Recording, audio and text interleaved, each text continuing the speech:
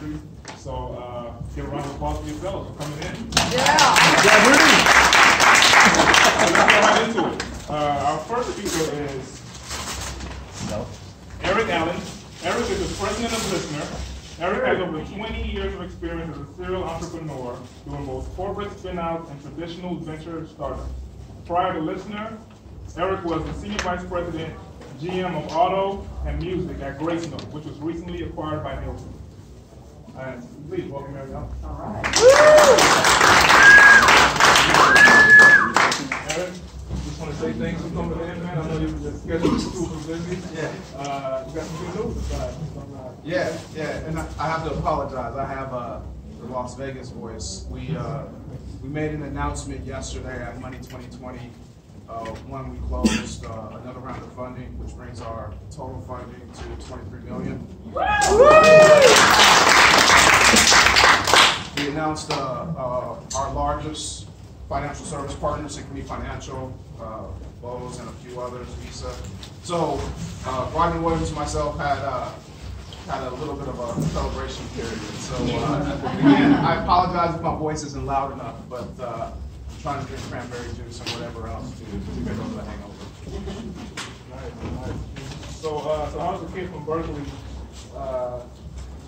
start raising millions of dollars and going to Vegas and drinking cranberry? I like the cranberry juice part. Yeah, so I'm a native. Born and raised in Berkeley. Went to high school and college here. Funny story is that after college, I wound up I was at Berkeley at the time where it was kind of transitioning. The internet was becoming, I'm dating myself, it was becoming something real. And so there was this transition of, and you guys all look young in the room, so you probably don't, but COBOL to real kind of internet programming languages. So I started financial services, took on a project that no one wanted to take on, and ultimately became the first online banking platform in the US.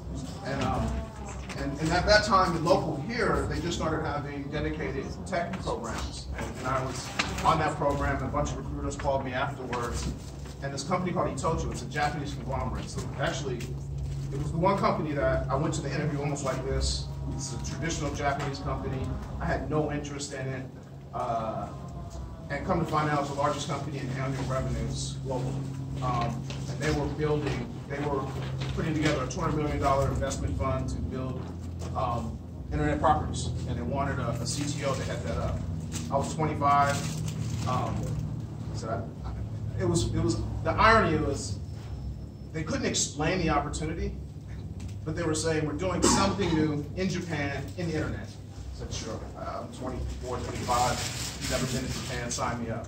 So I wound up moving to Japan for 3 years and spun out, that was my first true experience as an entrepreneur. I really knew I had it in me because the project I took on, which became the first online banking project, everyone said that's a project for failure.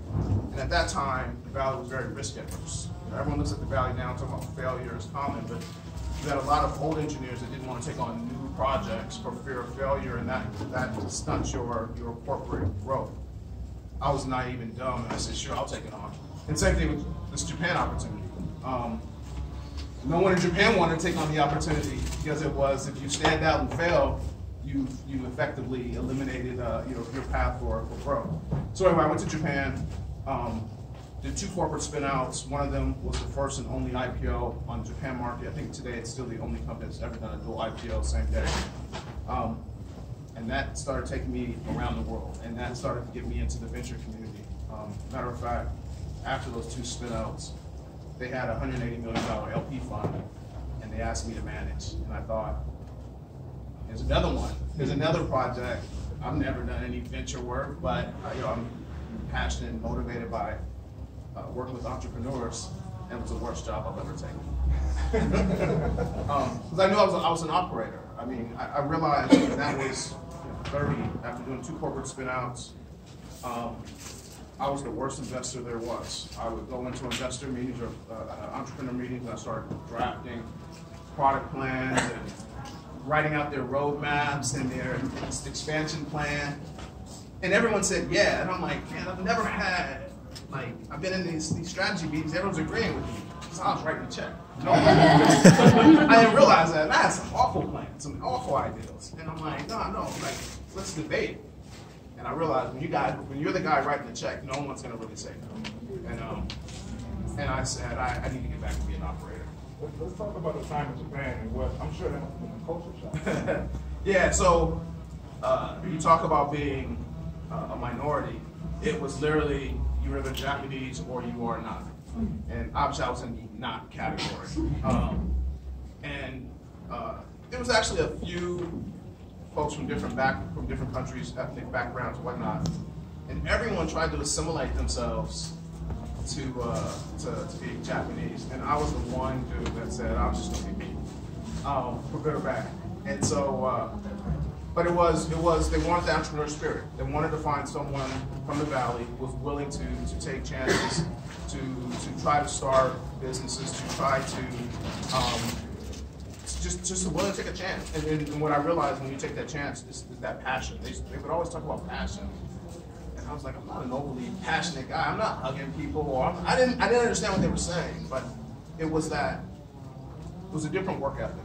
It was, you know, I'd be up to 12, 1, 2 o'clock along with them, but I was actually trying to change things versus they were trying to make everything similar.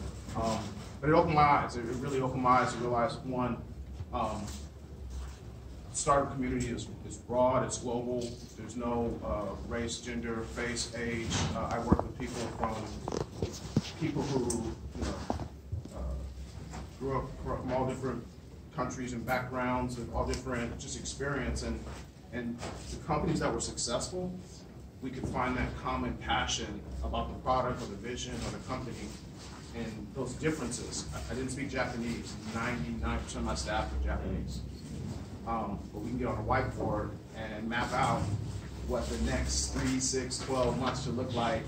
I can go into a finance meeting and at least numbers are universal, right? And so I was able to function, I guess.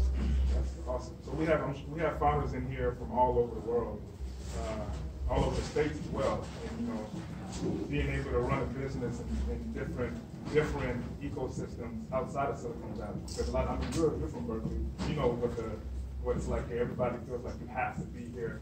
If you're not in the Bay, then you're not a real entrepreneur. Yeah. Et cetera, et cetera. So it's great to hear that somebody's doing